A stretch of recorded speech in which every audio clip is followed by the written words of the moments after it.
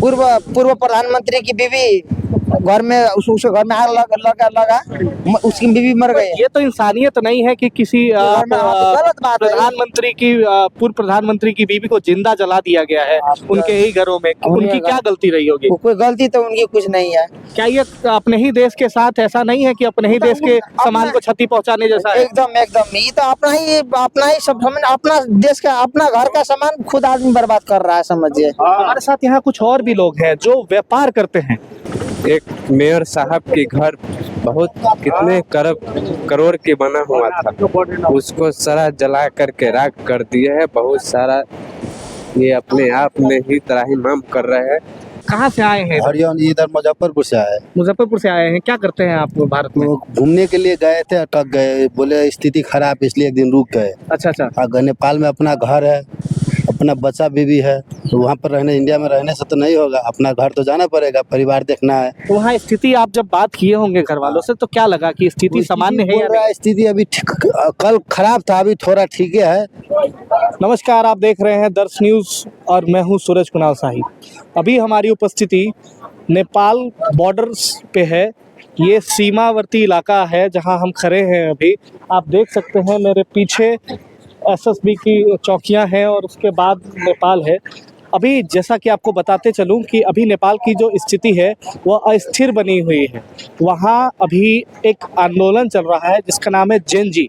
Gen Z एक ऐसा आंदोलन है जो वहाँ के युवाओं द्वारा एक सरकार के खिलाफ एक बड़ी आंदोलन छेड़ दी गई है। जो आंदोलन पहले तो सिर्फ डिजिटल प्लेटफॉर्म को बैन करने के लिए हुआ था, पर यह आंदोलन अब एक नया रूप ले रहा है। यह आंदोलन भ्रष्टाचार के खिलाफ सरकार का पोल खोलते हुए एक बड़ा आंदोलन के अक्सर हो चुका है। और ऐसे में वहाँ की जो सरकार है, वहाँ के जो प्रधानमंत्री हैं, वहाँ के जो गृह मंत्री हैं, उन्होंने इस्तीफा दे दिया है और वो देश छोड़ के बाहर निकल चुके हैं। आपने देखा होगा कई सोशल मीडिया पे ऐसे वीडियो वायरल हो रहे हैं जिसमें देखा गया है कि नेपाल के प्रधानमंत्री हेलीकॉप्टर में बैठकर देश छोड़कर निकल गए हैं। आपको दिखाते चले, यहाँ से करीब थोड़ी ही दूर पर एक पुलिस चौकी थी जिसको कहा जा रहा है कि युवाओं ने उसको ध्वस्त कर दिया है। हमारे साथ काफ़ी ज़्यादा तस्वीरों के ज़रिए हम दिखा रहे हैं, यहाँ काफ़ी ज़्यादा लोग ऐसे हैं जो नेपाल के हैं और यहाँ से वो अपने देश लौटने के लिए इच्छारू हैं, लेकिन किसी कारणवश उनके ही देश के बॉर्डर को बंद कर दिया गया है और वो अपने देश वापस नहीं जा रहे हैं। पूर्व प्रधानमंत्री क्या नाम है आपका? पूर्व शोएब नाम हुआ मेरा। शोएब नाम है। कहाँ के रहने वाले हैं? यही नेपाल का रहने वाले हैं, यही हरिपुर नगर पालिका पड़ता है। क्या हुआ है नेपाल में? अचानक एक जेनजी नाम का आंदोलन हो गया है। यही आंदोलन हुआ। ये आंदोलन युवा कर रहे हैं। हाँ, युवा है। कर रहे हैं युवा ऐसा।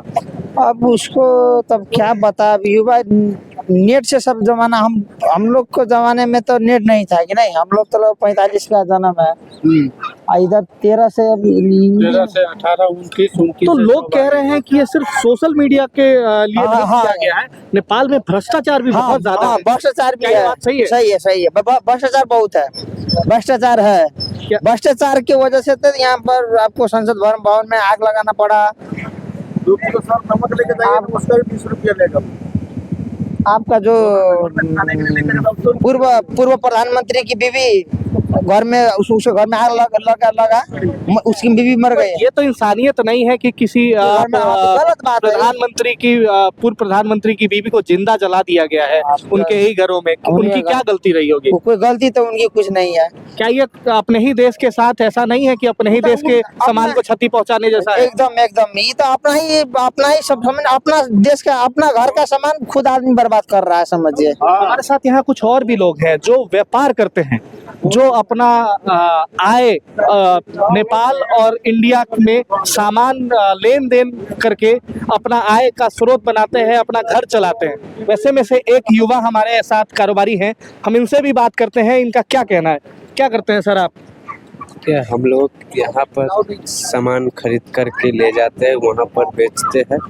वो किराना आइटम हो, इंडिया से नेपाल जाते हैं। यहाँ पे बहुत सारा बेटी बेटी का रिश्ता रहा है, हम लोग चाहते हैं कि इस तरह के कोई विवाद ना होना चाहिए। वहाँ के नौजवानों ने जो किया वो अपने राष्ट्र के लिए बहुत बड़ा क्षति पहुँचाए, लेकिन मैं उनसे विनम्र निवेदन करता हूँ कि भैया ऐसे न करें कि अपने देश की ही कमज़ोर हो रहा है।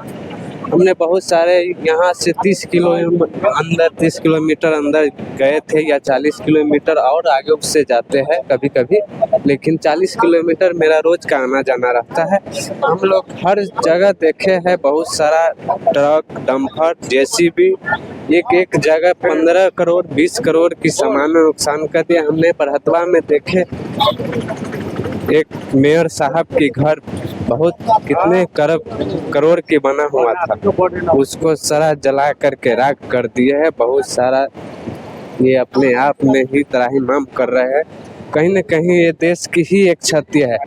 और आज हम लोग, आपको क्या इससे दिक्कत हुआ है? जैसे आप अपना कार्य करते हैं, आप इस साइड से सामान लेके उस तरफ जाते हैं, जब से ये बंद हुआ है आपको कितने की क्षति पहुंची है? एक दिन की मेरी क्षति पहुंची है 5000 नेपाली की। 5000 नेपाली? अच्छा, आप अपना कार्य जो करते हैं, आप अपना एक्सपोर्ट इंपोर्ट का काम करते हैं, जी जी, वो नेपाली रुपए में ही करते हैं? नेपाली रुपये में अच्छा, ही करते हैं। मेरे 5000 की एक दिन की क्षति हुई है। इससे कहीं न कहीं ये ऐसे में तो 1.5 लाख अगर पूरा बंद हो जाता है नेपाल, तो महीने का 1.5 लाख का आपका नुकसान हो सकता है। नुकसान हो जाता ऐसे है। कई लोग हैं यहाँ पर, जितने भी दुकानदार हैं, ये सब नेपाल के भरोसे ही कहीं ना कहीं चलते हैं। जितने भी ये हमारे बॉर्डर के राइट साइड में सब नेपाल के ही भरोसे है। नेपाल ही, उनका भी यहाँ से व्यापार चलता है, यहाँ की व्यापार उनको से ही चलता है। दोनों की यहाँ ये भी क्षति हुई है। लगभग हम लोग के भी अपना 1.5 लाख रुपया हर महीने की क्षति हो जाएगा अगर एक महीना बंद हो जाएगा।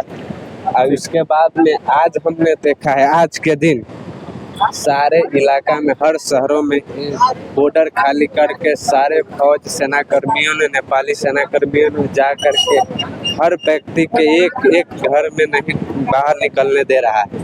उसके बाद में पूरा जो जहाँ है बोल रहा है कि अगर ज़्यादा अथी करेगा तो हम लोग गोली मार देंगे, राइफल चला, एकदम तैनात रहते हैं। तो यहाँ पर हमारे एसएसबी के कुछ सेना जवान खड़े हैं और पुलिस भी काफी एक्टिव मोड में लग रही है। क्या आपको लग रहा है कि जेएनजी का कुछ असर भारत में भी होगा? ये चाह रहा है कि हमारे देश में कोई तरह के ऐसा न हो, सुरक्षित ये अपना सेना चाह रहा है।